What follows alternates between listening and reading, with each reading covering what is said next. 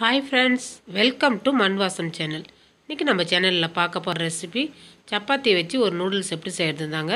நம்ம வீட்ல சப்பாத்தி மீந்து போயிடுச்சுனா நம்ம அதை வேஸ்ட் ஆக்காத குழந்தைகளுக்கு பிடிச்ச மாதிரி ஒரு நூடுல்ஸ் மாதிரி செஞ்சு கொடுக்கலாங்க. நல்லா சூப்பரா இருக்கும். அப்ப நான் 4 சப்பாத்தி எடுத்துக்கறேன். இது வந்து நூடுல்ஸ் மாதிரி நல்லா நீட்டா கட் பண்ணிக்கங்க. இந்த நூடுல்ஸ் பாத்தீங்கன்னா காய்கறிலாம் சேர்த்து செய்யறதுனால ஹெல்தியும் கூட.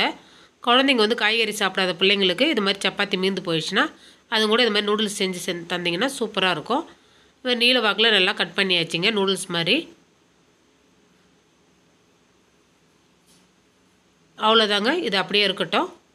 அதுக்கு தேவையானது கோஸு, குடைமிளகாய், பூண்டு, பச்சை மிளகாய், இஞ்சி, கேரட்டு, வெங்காயங்க இதெல்லாம் நான் கட் பண்ணி வச்சுருக்கிறேன். இப்போ கேஸ் ஆன் பண்ணிவிட்டு ஒரு கடாயில் ஒரு 3 டேபிள் ஸ்பூன் அளவுக்கு எண்ணெய் விட்டுக்குங்க.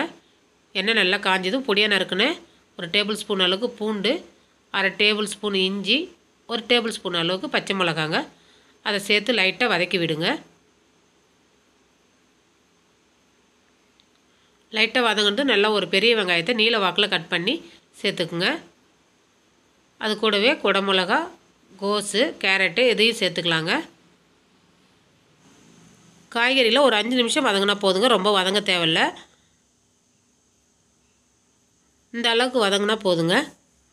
இப்போ டொமேட்டோ கெச்சப்பு 1 டேபிள் ஸ்பூன் அளவுக்கு, சில்லி சாஸ் 1 டீஸ்பூன் அளவுக்கு போட்டுக்குங்க. இது கூடவே சோயா சாஸ் 1 டேபிள் ஸ்பூன் அளவுக்கு விட்டுக்குங்க. இதுக்கு தேவையான உப்பு, மிளகுத்தூள் ஒரு 1/2 டீஸ்பூன் போட்டுக்குங்க. இதெல்லாம் சேர்த்துட்டு அந்த காய் கூட எல்லாத்தையும் கிளறி விடுங்க. இப்போ இந்த நறுக்கி வச்சுருக்கிற நம்ம சப்பாத்தியும் சேர்த்துக்கலாங்க. சப்பாத்தி அந்த மசாலா எல்லாம் ஒன்று சேர நல்லா கலரி விடுங்க.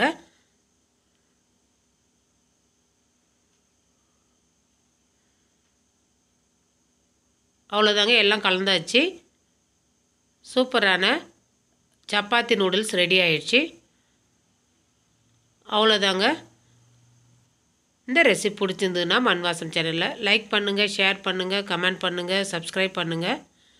பக்கத்தில் இருக்கிற பெல் ஐக்கானை கிளிக் பண்ணுங்கள். தேங்க்யூ.